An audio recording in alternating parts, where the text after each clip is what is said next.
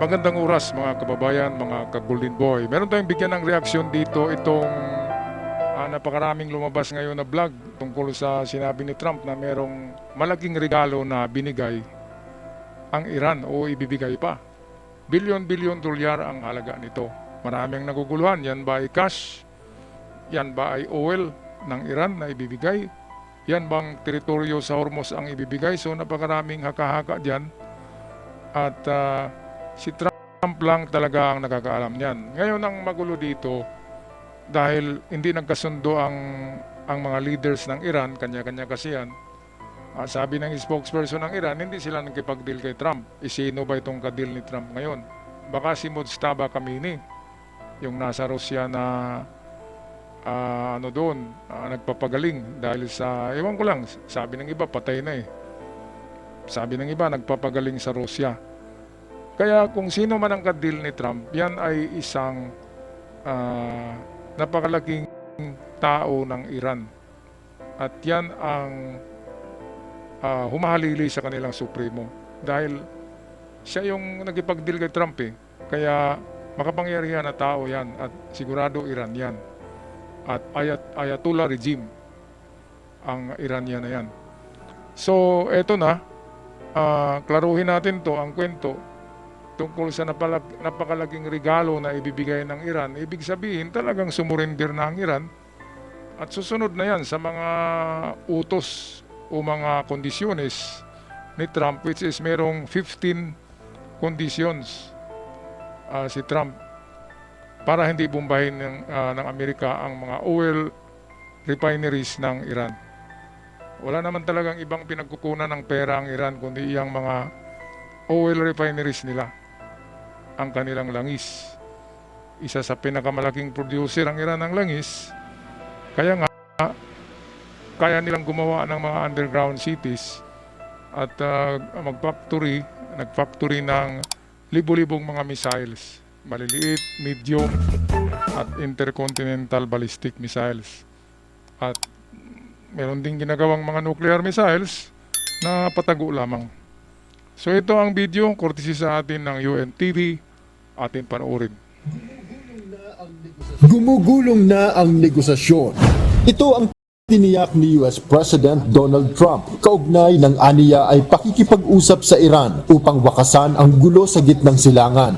Bagaman palaisipan pa rin kung sino ang katransaksyon ng Amerika sa sinasabi niyang productive talks, kumpiyansa si Trump na tamang mga tao ang kanilang kausap.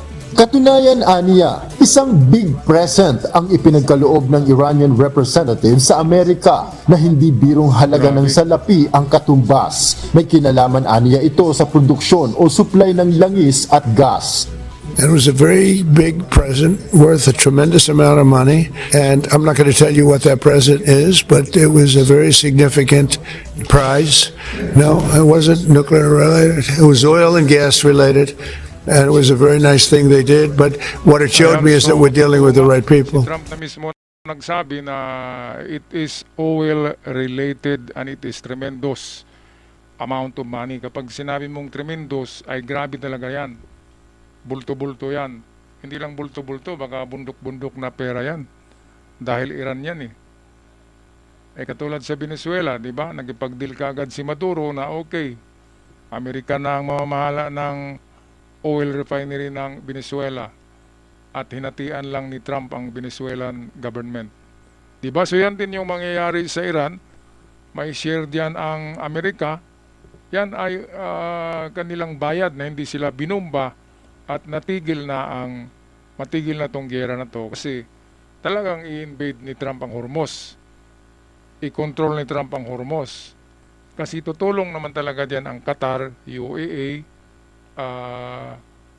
Dubai, Iraq, Bahrain, iba pang mga diyan, Gulf State. Lahat yan ay tutulong kay Trump para mas secure ang Hormuz dahil lahat nga diyan ay gumagamit sa Hormuz. Ngayon ang problema, bakit inangkin ng Iran ang lahat ng Hormuz Strait? Nandiyan naman ang Oman sa kabila, di ba?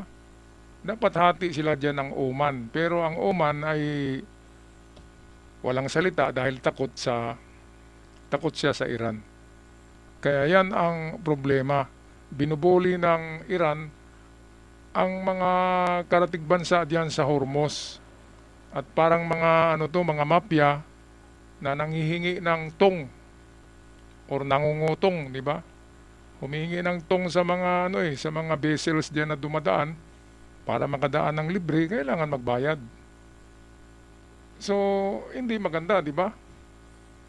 Lalong yumayaman ng Iran diyan sa style na yan, na meron silang parang toll gate sa Strait of Hormuz. Kaya, suportado talaga ng Egypt, ng UAE, ng Qatar, ng Dubai, Bahrain, Kuwait, ang ganyang pag-atake ni Donald Trump para nga malinis at magiging safety ang Hormuz para sa pagdaan ng mga commercial vessel na nag-aangkat ng mga langis. Okay, balik tayo sa balita ng UNTV. Nang tanungin kung may kaugnayan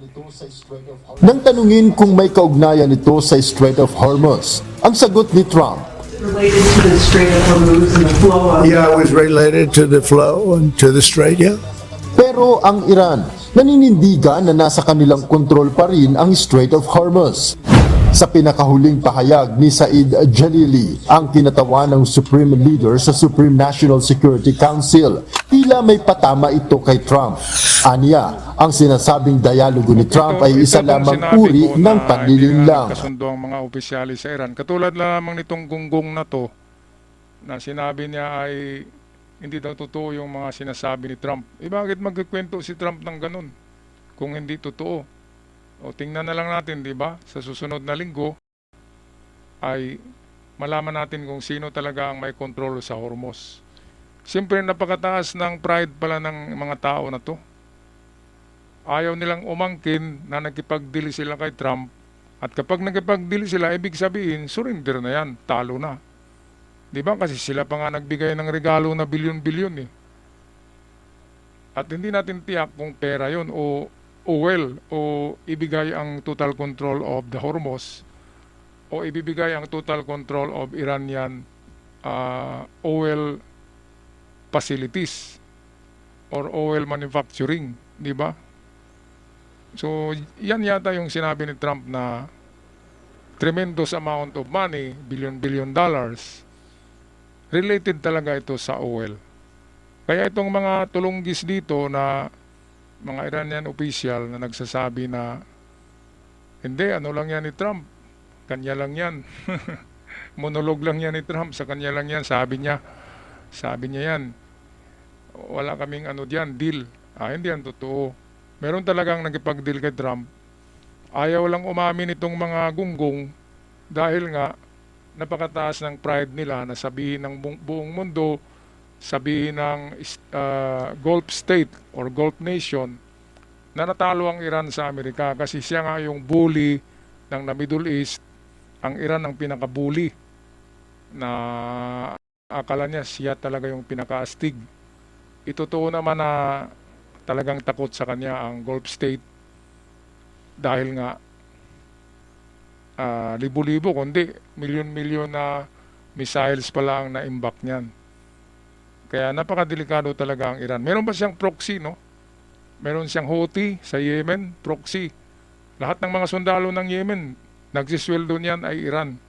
Kaya nagpaglaban ng mga Houthi para sa Iran. Dako naman tayo doon sa itaas, bandang itaas ng Iran ay ang Hezbollah na nasa Lebanon. Bayad din yun ng Iran ang sweldo ng mga sundalo ng Hezbollah na patuloy na umatake sa Israel.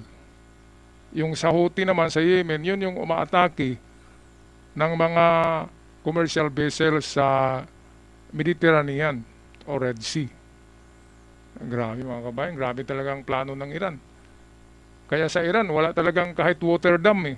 Wala silang proyekto para sa mamamayan. Ang tubig doon ay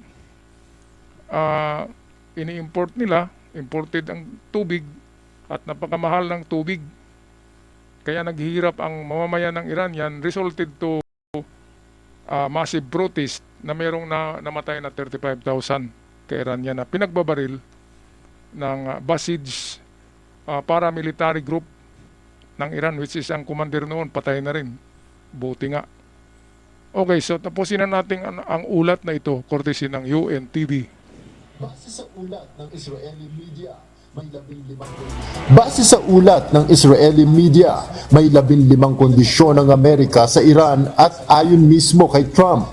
Pinakauna rito ay ang pagsira sa lahat ng nuclear infrastructure nito at pagbasura sa planong pagkakaroon ng armas nuklear. They can't have certain things. I mean, you know the things. I don't have to go over the list, but again, it starts with no nuclear weapons, and they've agreed to that. There won't be any nuclear weapons. Bilang kapalit, aalisin ng US ang lahat ng sanctions sa Iran. Tutulong ang US sa domestic nuclear power program nito o sa operasyon ng Bushehr Electric Generation Plant, ang nag-iisang nuclear power plant ng bansa. At hindi na muling magpapataw ng sanctions ang US hanggat hindi lumalabag ang Iran sa kasunduan. Aalisin niya lahat ng sanksyon. Ang gusto lang naman ni Trump ay itigil na yung nuclear program ng Iran dahil nga mga terorista ito at magagamitin na pangbomba sa mga karatig bansa. Di ba? Napakadelikado nga dahil ibang pag-iisip ng mga taong yan. Napakaganda kasi tanggalin ng mga sanksyon, ibig sabihin yung kanilang mga na-frozen asset ay muli nang maibigay sa Iran. At hindi lang yan, tutulong si Trump sa nuclear project ng Iran, basta domestic lang ito. Basta gamitin sa community, diba? Domestic. Hindi yung gamitin para sa nuclear. Tutulong ang Amerika dyan sa nuclear project na yan para sa kagandahan ng komunidad sa Iran. Napakaganda ng plano eh. Ayaw talaga ng Iran dahil gusto talaga nila na maghari sa mundo. Gusto nila bombahin ang buong Gulf State. Gusto nila lipulin ang Israel. Gusto nila tapusin ng Amerika at mga kaalyado nito. Pati ang NATO. Gusto nilang tirahin eh. Kaya ano bang klaseng pag-iisip yan? Di ba tayo as community of the world, kasama ang Pilipinas dyan, di ba? Tayong mga tao na narito sa mundo, dapat nabuhay tayo na mayroong harmony. Nagsama-sama tayo na maganda ang ating pagsasama. Hindi yung buntalan doon, buntalan dito, barilan dito, barilan doon, missiles dito, sabog doon, sabog dito. Ano ba ang klaseng yan? Di ba? Mabuti nga, nandyan si Trump, napakatapang na tao. At pasalamat din tayo, siya yung nagiging presidente ng Amerika. Alright, anong masasabi nyo dito mga kababayan? Sa gumugulong na peace deal ni Trump at ng Iran, yan ba ay fake news o katotohanan? Pag-comment sa ating comment section. Ako'y magpapaalam na. Maraming salamat sa lahat. God bless us all.